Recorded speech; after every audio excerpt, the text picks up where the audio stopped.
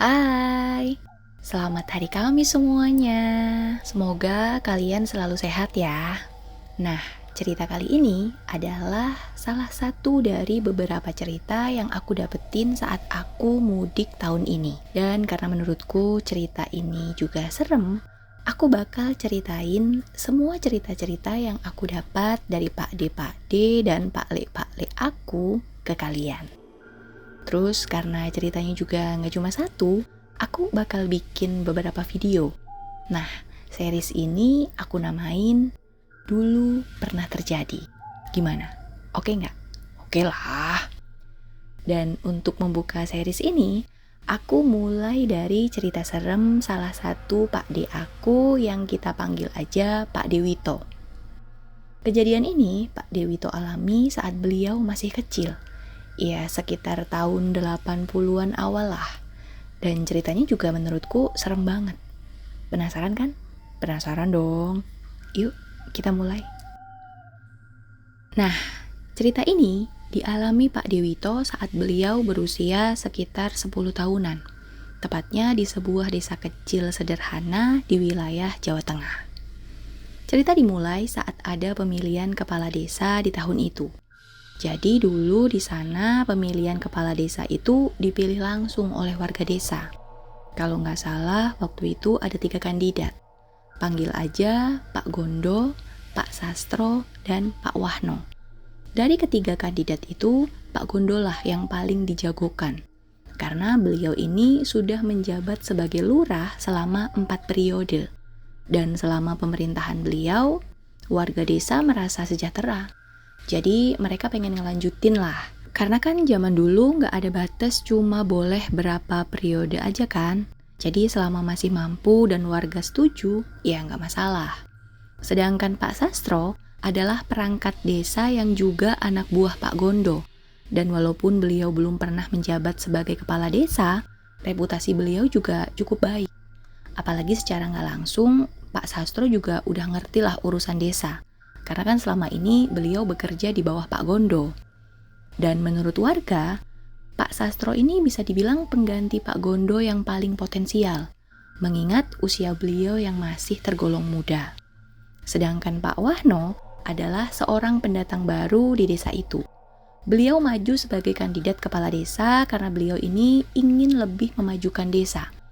Di antara mereka bertiga, Pak Wahno ini yang termuda. Dan secara pendidikan, beliau juga yang paling tinggi. Hanya saja beliau belum ada pengalaman di bidang pemerintahan. Jadi bisa dibilang Pak Wahno ini diharapkan bisa membuat wajah barulah di desa. Nah, singkat cerita, dengan persaingan yang cukup ketat itu, terpilihlah Pak Sastro sebagai lurah baru di sana. Warga juga puas sama hasilnya. Kedua kandidat yang kalah juga legowo. Karena mereka menganggap Pak Sastro emang lebih pantas lah jadi lurah sebagai pengganti Pak Gondo. Dan untuk merayakan kemenangannya, Pak Sastro ini menghadiahkan sebuah taman untuk warga desa. Jadi beliau bikin taman kecil di ujung desa atau di jalan masuk desa itulah. Jadi kayak semacam penanda. Kalau kita udah lewat taman itu, berarti kita udah masuk wilayah desa yang dipimpin Pak Sastro gitu. Mungkin fungsinya sama, macam gapura, tapi ini bentuknya taman. Dan alih-alih warga suka dengan taman itu, masyarakat justru malah merasa serem saat melihat taman itu, terlebih saat harus melewatinya di sore atau di malam hari. Kenapa? Karena di taman itu, selain tentu saja ada tanaman-tanaman bunga, dibuat juga beberapa patung yang menurut warga bentuknya aneh dan serem. Jadi, di sana ada semacam gua yang nyambung juga sebagai kolam kecil. Di samping kolam kecil, ada patung perempuan macam Putri Duyung. Terus di atas mulut gua, ada patung ular. Nah, di samping patung Putri Duyung, ada patung bebek yang mirip Donald bebek, tapi bentuknya abstrak. By the way, sebenarnya aku udah bikin sketsa yang mirip banget sama bentuk taman itu. Tapi nggak tahu kenapa, kena tegur YouTube. Nah, taman itu kan di ujung desa ya, lebih tepatnya di tebing jalan tanjakan menuju desa.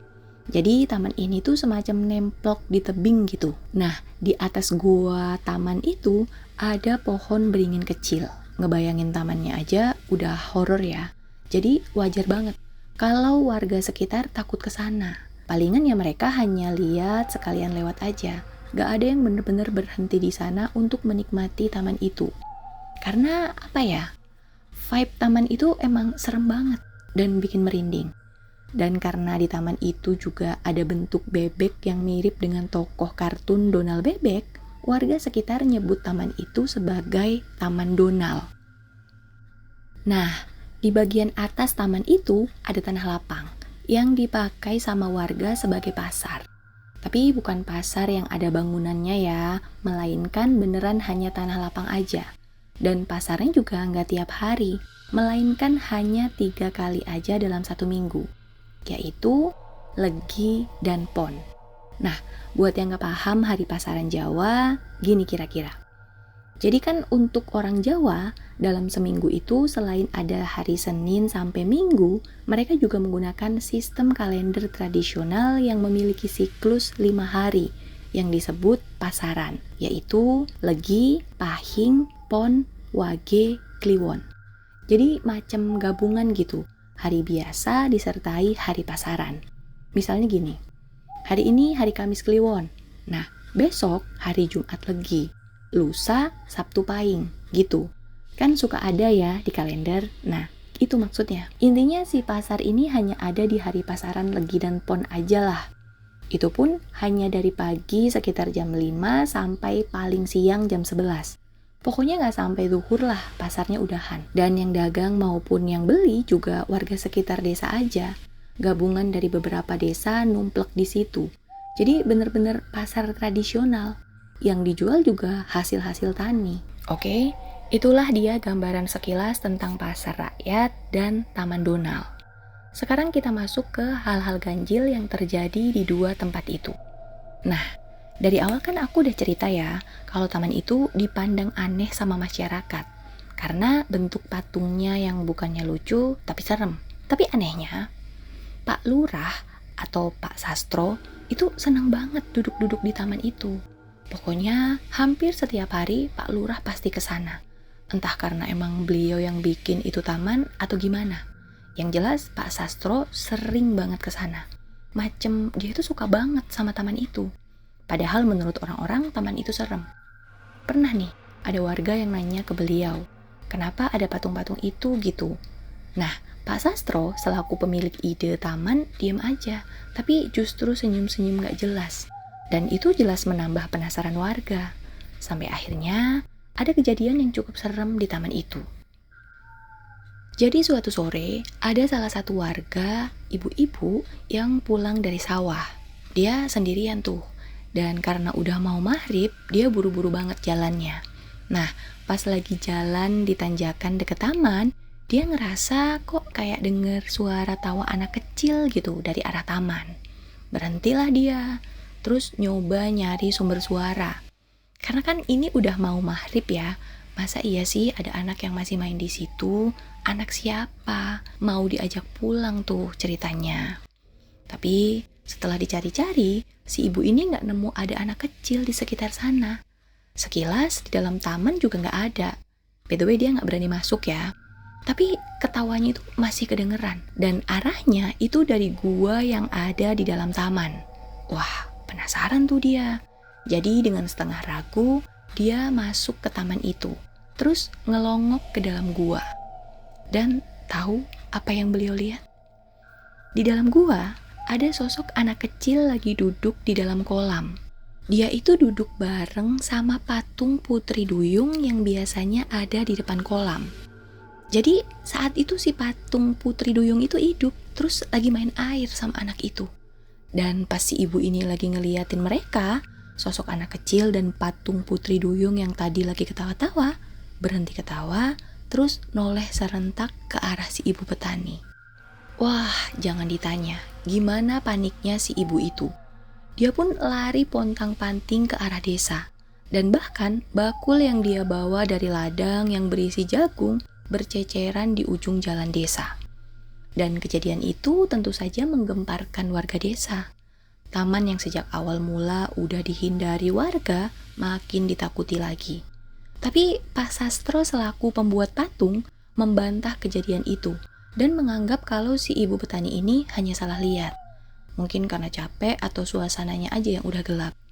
Dan seperti biasa, beliau adalah satu-satunya orang yang masih setia mengunjungi Taman Donald itu. Dan setelah beberapa saat, kejadian itu pun terlupakan. Tapi ya bukan berarti Taman Donald jadi rame. Taman Donald itu tetap sepi. Hanya Pak Sastro yang masih suka ke situ dan duduk berlama-lama di situ. Bahkan sampai hampir 1 tahun, beliau selalu ke taman itu.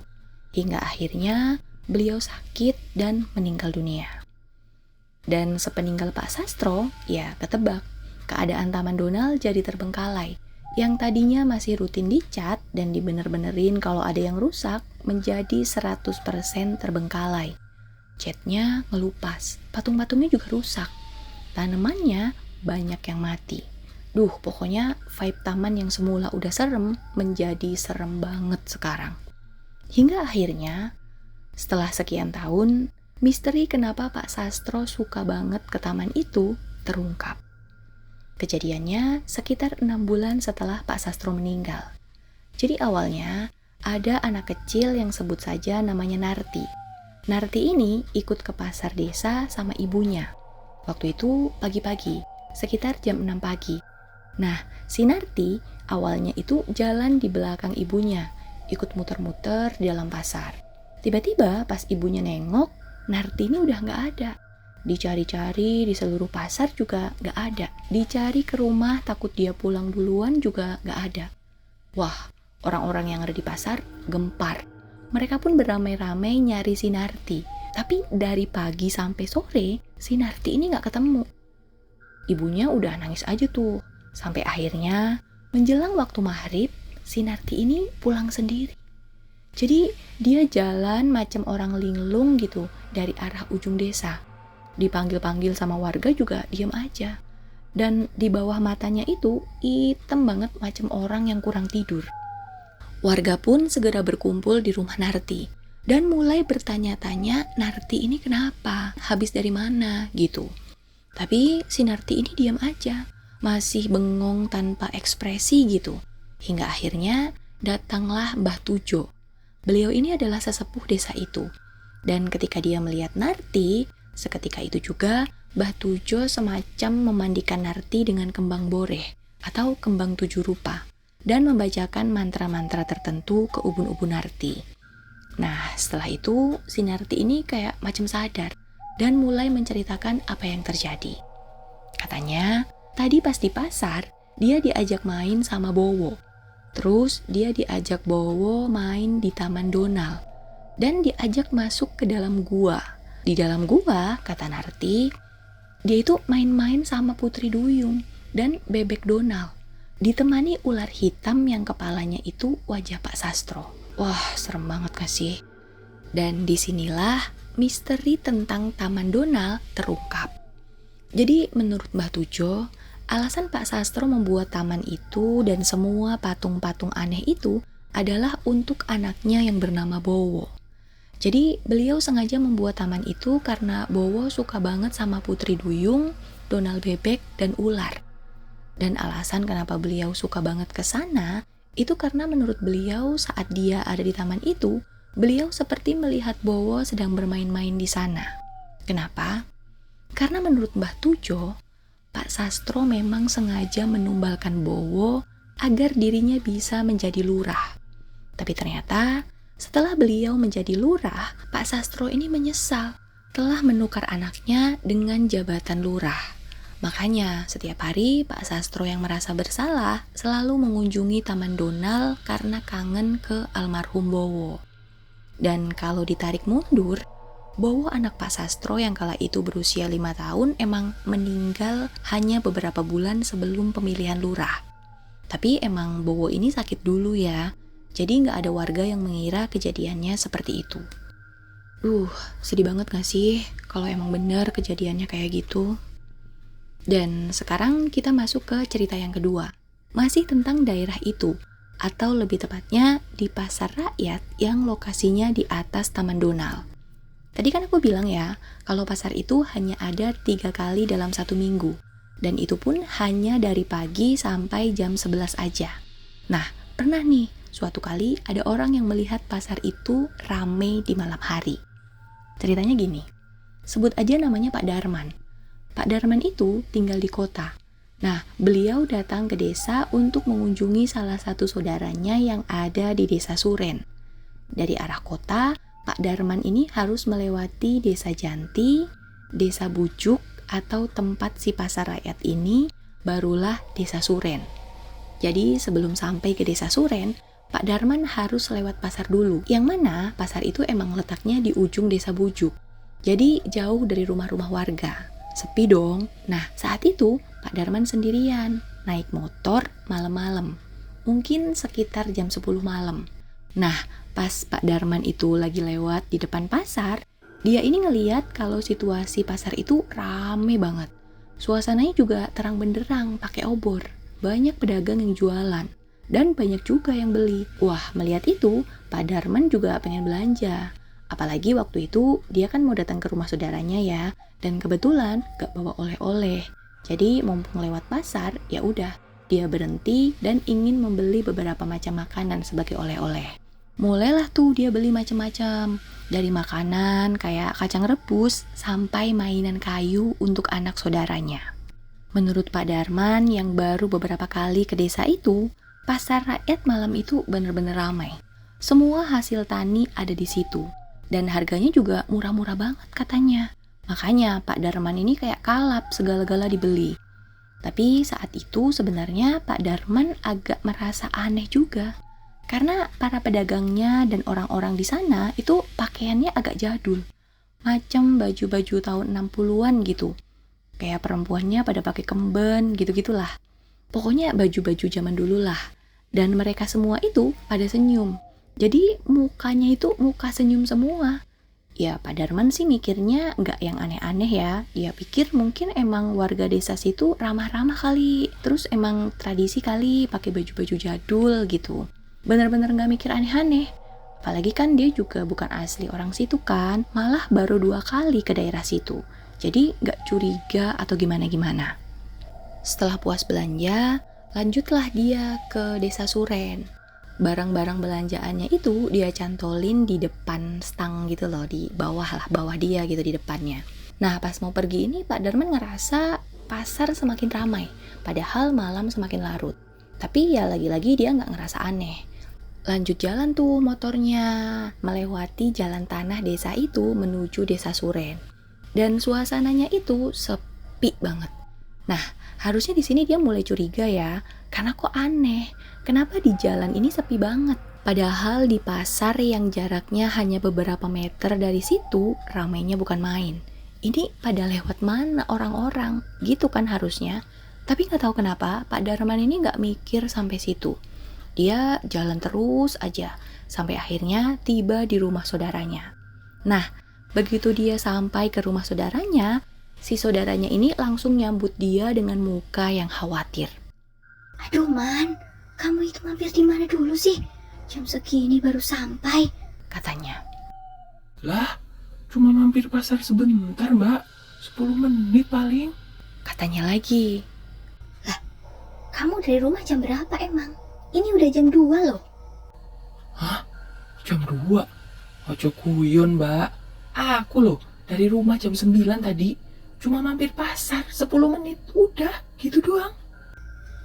Sopo sing guyon Man? Itu, lihat jam, katanya lagi sambil nunjuk jam yang ada di dinding. Dan seketika Pak Darman kaget. Karena benar saat itu jam 2 dini hari. Padahal dia yakin banget tadi berangkat jam 9 terus cuma mampir pasar aja sebentar. Kok cepet banget waktu, batinnya. Wah, kok iya ya mbak? Padahal aku cuma mampir pasar loh. Pasar malam, rame banget tadi, makanya mampir. pasar malam. Pasar di mana? Setauku nggak ada pasar malam Man. Lah itu, pasar malam di Pucuk. Rame ini mbak, semua ada. Nih, aku borong, kata Darman sambil menunjuk barang-barang yang ada di bawah stang motornya. Ngawur, pasar apa itu Man? Mana ada pasar Pucuk malam-malam? Ada loh mbak. Ayo, kalau nggak percaya, aku tadi beli getuk lindri dan kacang rebus. Kata Pak Darman sambil semangat keluar menuju motornya. Dan pas dia sampai motor, di sana hanya ada sebungkus daun pisang. Padahal tadi ada beberapa bungkus plastik. Loh, mbak, apa ini? Kata Pak Darman sambil membuka bungkusan itu. Dan setelah dibuka, isinya itu adalah tanah dan daun-daun kering gitu. Wah, kaget banget Pak Darman. Lemes dia.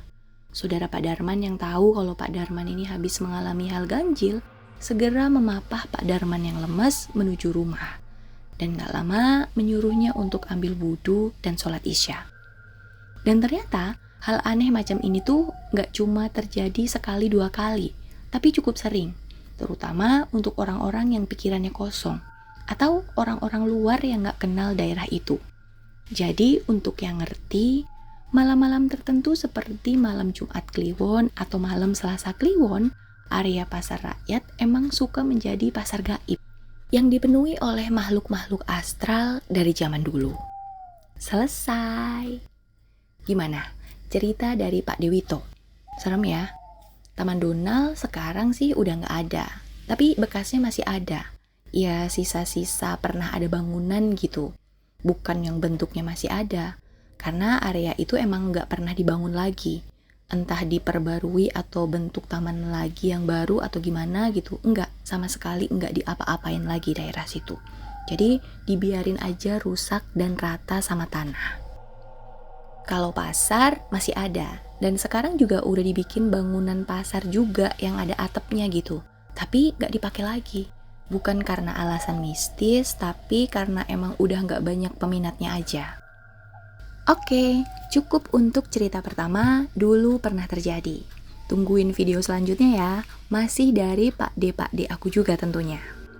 Makasih untuk yang udah dengerin, makasih untuk yang udah ninggalin komen, dan untuk kalian yang baru nemu channel ini juga selamat datang. Aku yang penakut ini hadir setiap Senin dan Kamis. Tungguin ya. Kalau kalian gak mau ketinggalan sama cerita-cerita aku, boleh di-subscribe channel ini. Boleh juga di-like kalau kalian suka. Sugeng dalu!